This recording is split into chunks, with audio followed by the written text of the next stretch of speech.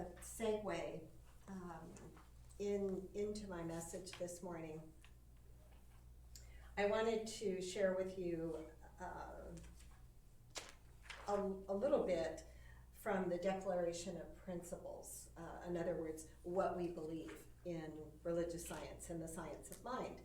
And I am, so in the next few minutes, I'm going to be kind of sharing with you some of the things that we're working on and I'm working on, and then also part of the program, because because it's important to me to communicate with those of you that are here, things that are happening, things that are kind of on the bandwidth that are coming. And so I've been working on a program to hand out when you come in, and one of the reasons that I think that that is so important, and I'm gonna, when you start seeing something come up on the screen here, just kind of ignore it until we get to it, okay? It takes a few minutes to download, so he's got to work on it earlier. I think it is so, since we are open to newness and new people coming in and learning about this philosophy and this teaching, I know that it's wonderful to have something in your hand, like what is this about, what's going on here, and something to take with you with website address, with practitioner names and things like that. So to me, for the short term and the long term, for those of you that are very steeped in this teaching and committed to Paradise Center for Spiritual Living, that's one thing. We also are open and inclusive and welcoming. So on the back of the program, I thought that I would put what we believe for people. And so I wanted to share with you 2 or 3 of the short paragraphs. It starts out, we believe in one God, the living Spirit Almighty, which manifests itself through all creation. We believe that God becomes personal to each of us as we learn to recognize God's presence in our lives. We believe that God is love, and that all creation is an expression of that love. We believe that the universal spirit, which is God, operates through a universal mind, which is the law of God. We are surrounded by this creative mind, which receives the direct impress of our thought and acts upon it. We believe that the presence and the power of God is all there is, everywhere present, right where we are, as we are.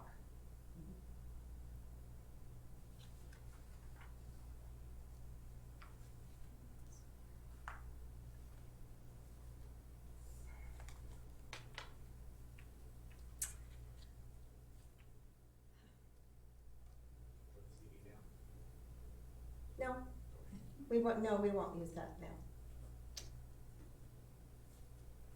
Thank you, Sheila, for mentioning this morning the Spiritual Living Circles and the Science of Mind magazine. And as Sheila said, the article that we talked about and used the discussion guide and questions, the questions are meant to get us started, but we're not limited by the questions. And I think that in the group of 6 that were there, that people were not limited to the questions and brought up exactly what they wanted to. In this article, in this message, Sermon by the Sea, this was the last message that Dr. Holmes gave at Asilomar in the little chapel before his transition in 1964, I believe it was. And the call to action in this article was to be a part of the solution. He said, give me 10 people, 50 people that stand for what they believe and what they're for rather than what they're against, that we can change the world with that. So he was pointing out to us that it doesn't take a lot of people. We don't need everybody 100% to make a huge difference in the world. And because Monday was on the heels of 3 tragedies, 3 shootings, as you can imagine, for some people more than others, the discussion was very heartfelt and very poignant. And for one, we came to the point where the person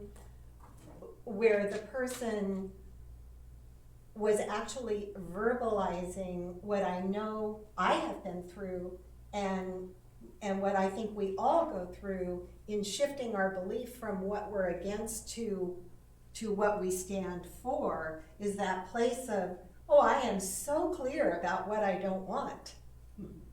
I'm so clear about what I'm willing to stand up against. What do I stand up for? If I'm going to write my congressperson, I don't want to just say what I'm against. I want to say what I'm for and what I want. And this is something that Centers for Spiritual Living is in the midst of taking a big stand, not only in spiritual practice and just keeping it amongst ourselves, but actually making press releases out in the world. Now, in our organization, not everybody agrees with that. But that is what is happening. And so this goes very much in line with the yearly theme, spirituality in action. And we might forget sometimes that action first begins with spiritually attuning our mind and our thoughts.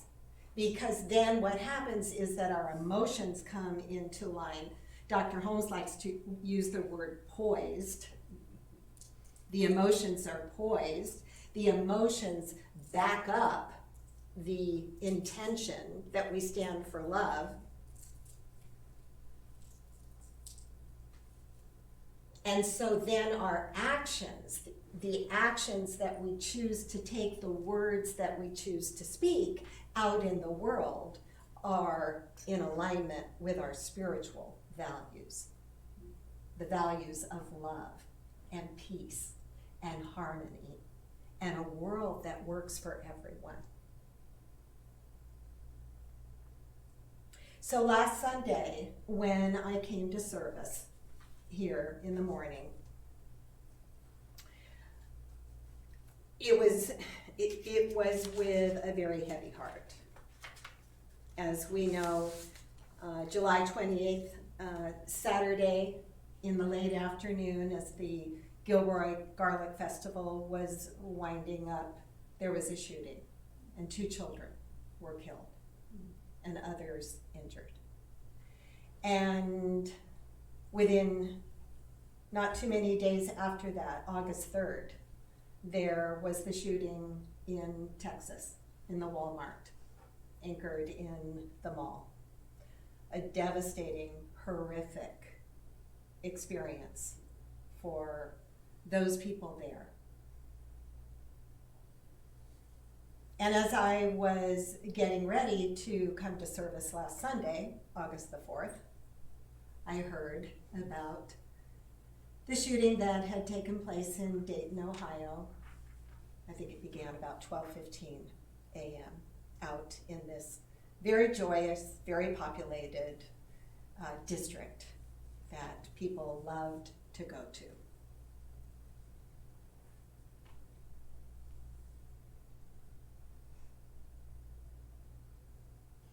It was hard.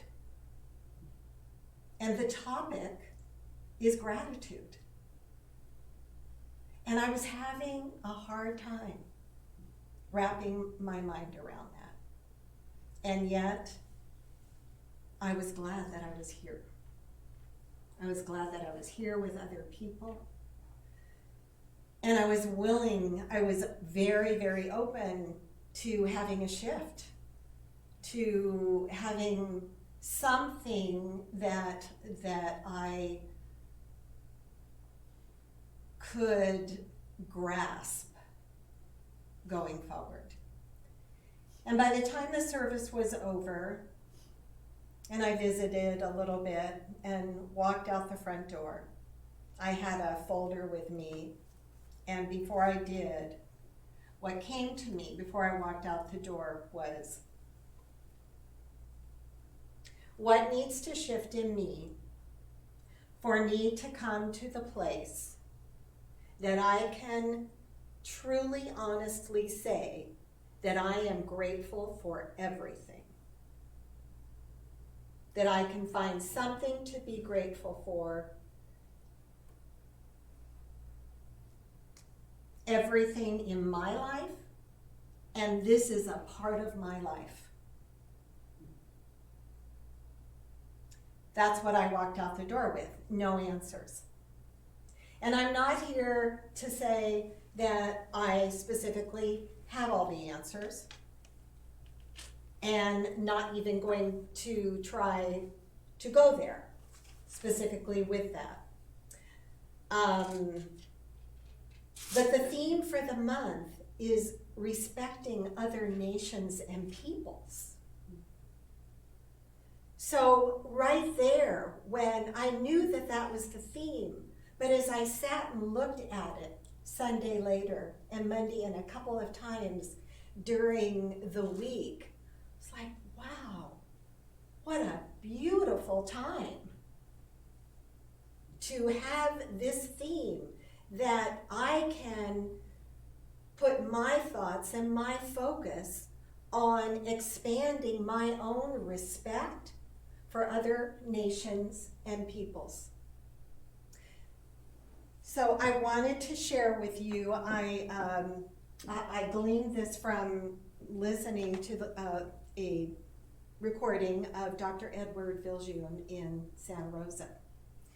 And he had this part of his talk, and he said, this came from the Science of Mind magazine. I've never heard it before, but it speaks exactly to what I'm talking about. So, our religious outlook is a universal one. There is tolerance in its concept and inclusion. The infinite is all-embracing. We work in harmony with all religious beliefs, since each, in her or his own way, seeks the ultimate cause, the one who understands the science of mind will be tolerant, kind, and sympathetic. Now, I think that is wonderful. I don't know when he actually wrote it. I know that the evolution of his thought shifted over his lifetime from 18 to the time he made his transition. And when I look at this, I also know that as a collective consciousness, that our movement and other people that are in alignment with the idea of universal oneness, that all cultures, all religions are a manifestation of the one, that this is the way it's supposed to be. And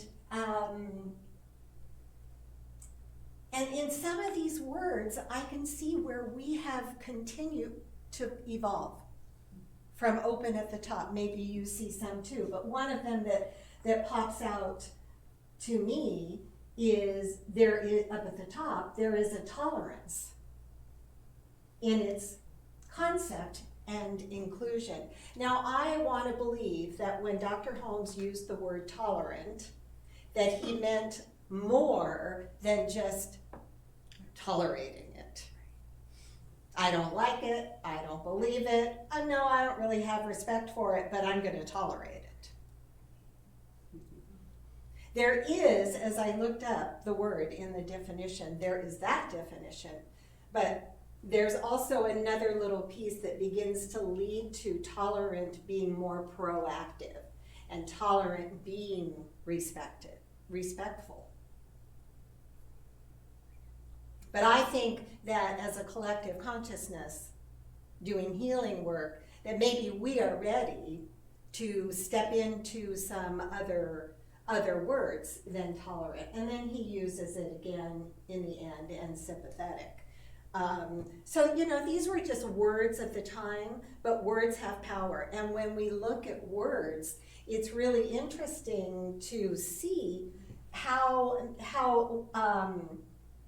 words that maybe were proactive then are not so proactive, and there are more proactive words. So this says, this is about, our theme for the month is about honoring and respecting other nations and religions. It reminds me, and I mentioned it maybe last time or the time before, that there's that big picture, but I can also, when I apply that to myself, honoring and respecting myself, that I can say, I know I'm not perfect and still I want to grow, but I love and respect myself just as I am. I'm a work in progress, and we are a work in progress. So, I am still, as I reported a month or two ago, I am more than less still on my news fast. I am much more selective about how I'm feeling, and am much more intentional about a decision to listen to the news. And so I heard things this week that were thought-provoking. I heard opinions and strategies.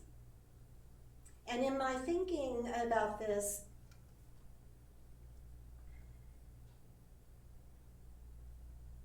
and where is there some gratitude, and where is there some meaning, and what can I glean from this that involves me in hope? That's really what it comes down to. Because this is not. Those 3 incidents are not going to be the last ones. So what is mine to do? That is really the big question. Dr. Holmes says, our religious outlook is universal.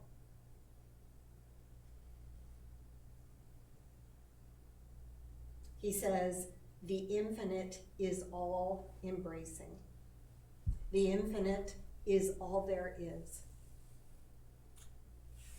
We have access, direct access, to the infinite mind of God, because there's only one mind. That's the mind that we're using, as we've heard over and over again, and know and believe.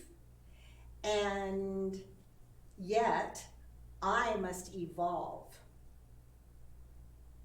in order to receive more of that one mind, possibility, hope, infinite nature.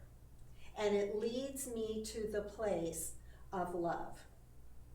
So, simply put, we know, I know, because this is just kind of thought process that I have been through this week, that I have paid attention to my perception, my reaction, and my perception of everything. Because how I see things and how I experience things is from my perception. 100%. Same with you. My perception is under my command. I lose command of my perception when my thoughts and feelings begin to become fearful.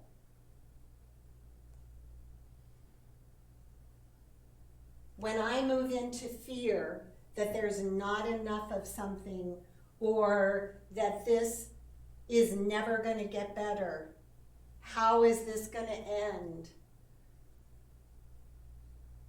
I even had the thought one day being at the gym on the treadmill, what if?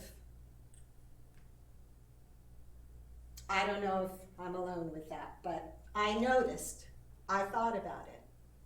The whole thing is on my mind. What I do with it and how I choose to perceive it. I want to move toward love. Love that is large enough to encompass that every single person that we're all a part of this. The perpetrator, the victim, those of us that are shocked, know it could happen to us.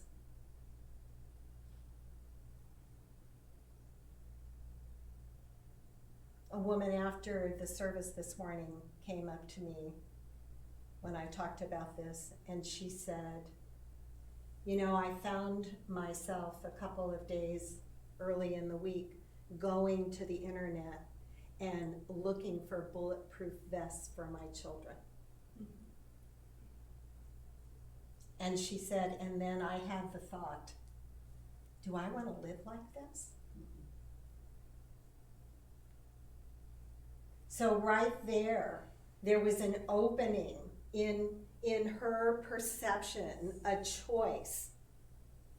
And I know that a part of that opening is for her is because she practices this teaching.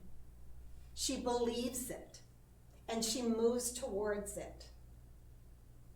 None of us are perfect. We all have questions about it. We're all grieving about it. We're at a loss about it. And I'm here to say we don't have to have all the answers. What do we do with our anger? Okay. So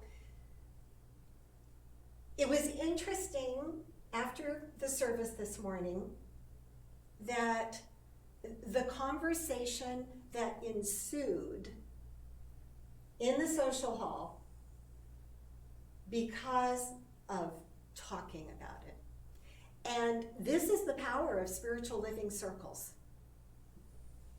Right now, for the most part, I'm talking to you. In the circle, that is not the format. And with the teaching grounding us to ask questions, to share what our inspiration is, and it was just, even though it wasn't an easy conversation on Wednesday, I was elevated all day. And into the next day, I could feel it. I was elevated just by the fact that we were all there from this place of love. We were hurting in our own individual ways, and we were open to an answer. In what we believe,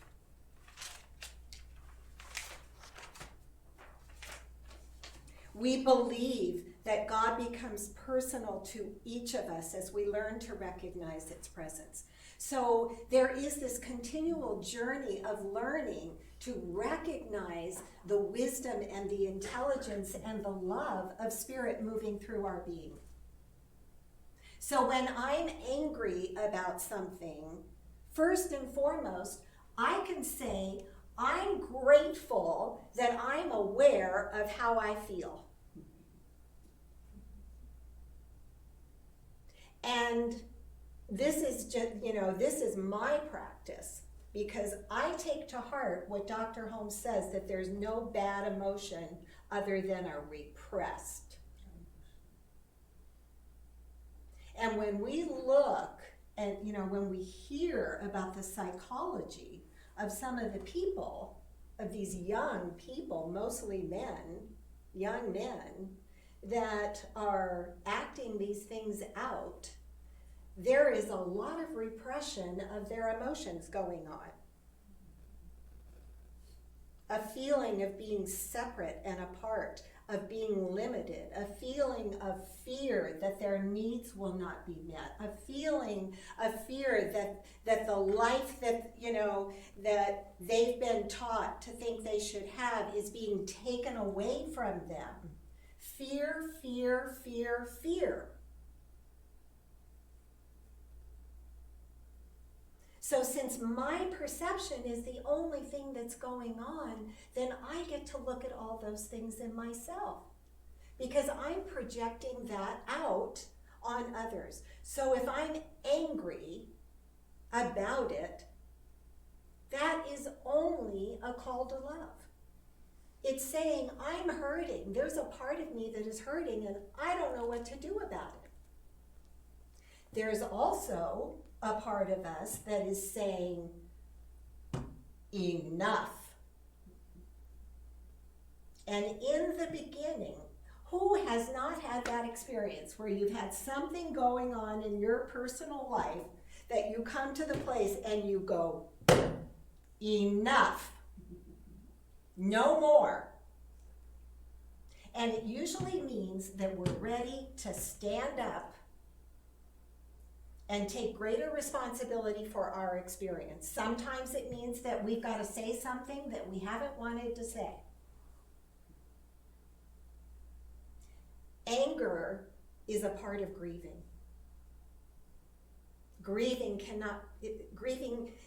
Anger is, I think, the first. And so if we repress it, then all we're doing is sitting on anger and there is no resolution. We think we have to know the answers. I'm here to say we don't. So what is it that's ours to do? Well, feeling our feelings, knowing how we feel about it, because that fuel begins to inform us about what is important to us, what is important to me. And then I know, then I get to ask myself and say, is what is important and what is coming up in me about this situation, about these shootings, about this violence, about the way my country is handling it, is whatever comes up in me, I have the right to feel how I feel. And then to ask myself, where is this leading me? And most importantly, at some point, is this in alignment with the values of spirit and the values of a world that works for everyone? Is this in alignment with the idea of universal love, in a belief that love heals? And that as I embody this universal love, the love of God that is imparted in my own being, then I am a part of the solution. Or am I moving toward fear, protecting myself, isolating myself, anger that never goes away, responses and perceptions that fuel the anger? That's not us. That's not one of you.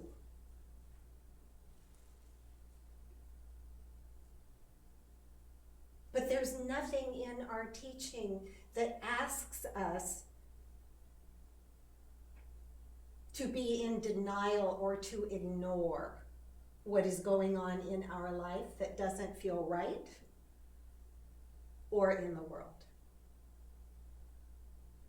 We have long passed the day where people don't come out for service anymore because they have a cold and they feel guilty that they've manifested something. we've long passed the day that Dr. Carolyn stood up here and told the Chico congregation that she had breast cancer and 20% of them left.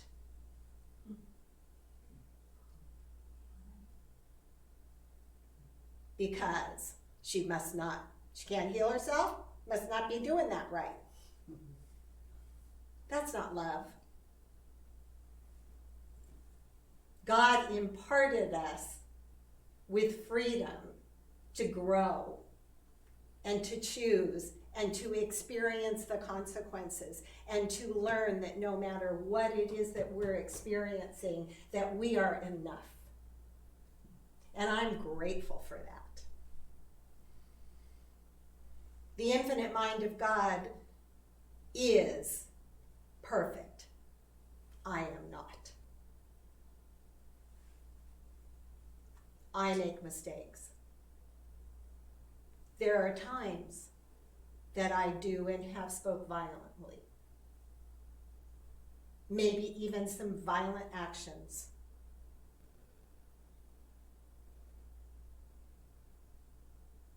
There are times that I think things about myself that are not supportive and loving. This is a small reflection of what we're seeing out in the world. But I cannot be, or let me put it different, I will be more and more a part of the solution as I heal those things in myself. As I become transparent. As I am at a place that I can look at every single situation that is going on in the world, and I can feel compassion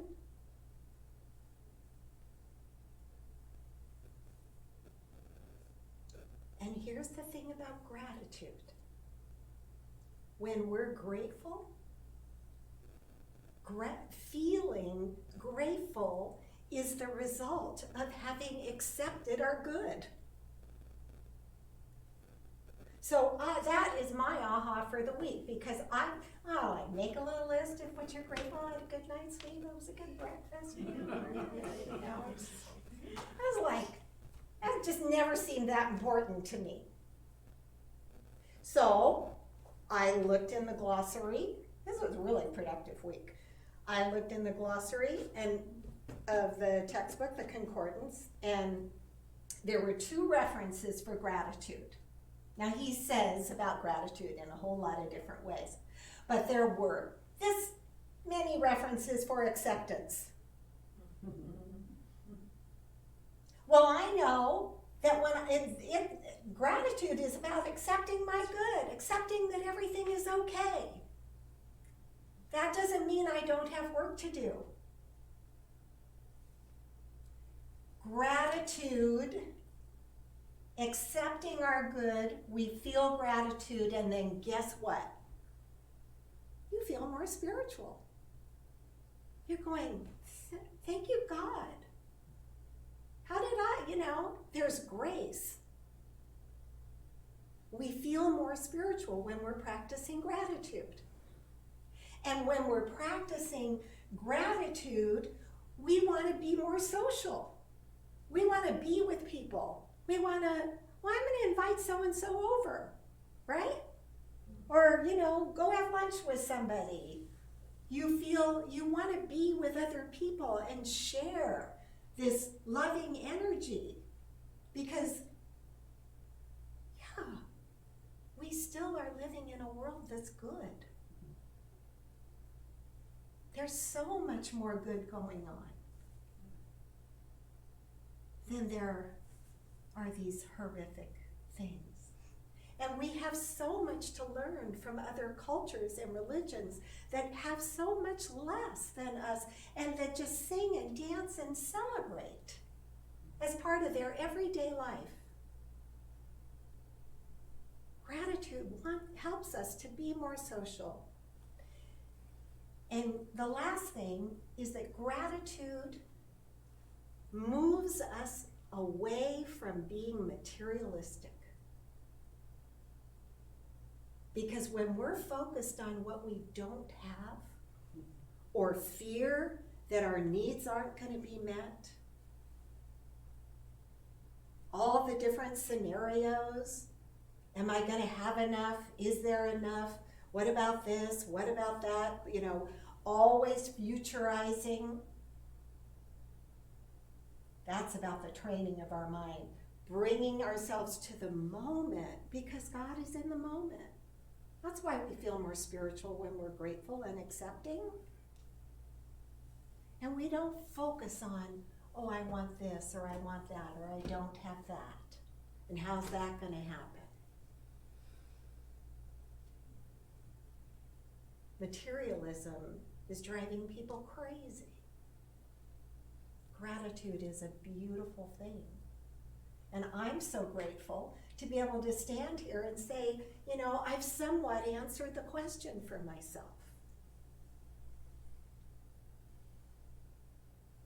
So am I grateful for, where can I find the gratitude in what happened?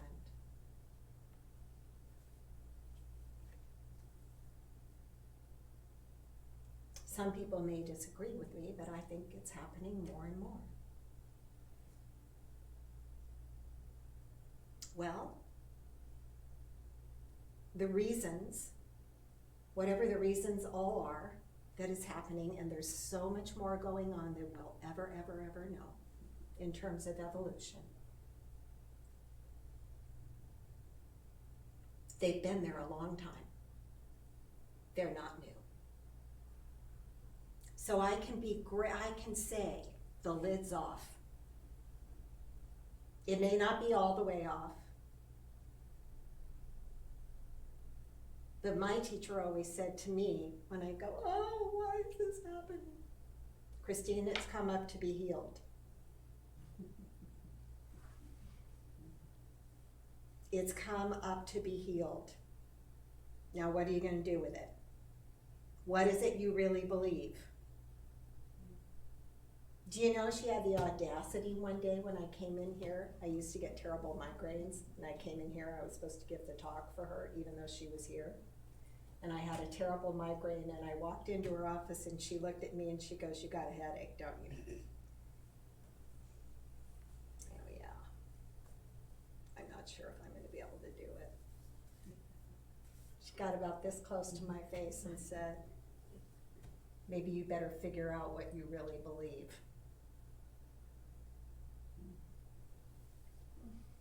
Got my attention. It was, it was direct, but it came from love. And by the time I got up, very shortly into giving my talk, the headache was gone. I didn't even remember I had it. I don't have those anymore. I'm grateful. So, evolution always moves forward. There's no going back. Things are going to get better. The timing, the how, that depends on us. The collective consciousness has not quite tipped, but it will. So I stand for love. I stand for peace. I stand for peaceful solutions. I stand for solutions that look the problem square in the face and are direct and clear and honest and loving. I stand for compassion, big time. And I stand knowing that, aligned with Spirit, that I am open and receptive every moment to knowing more and more and more about what is mine to do.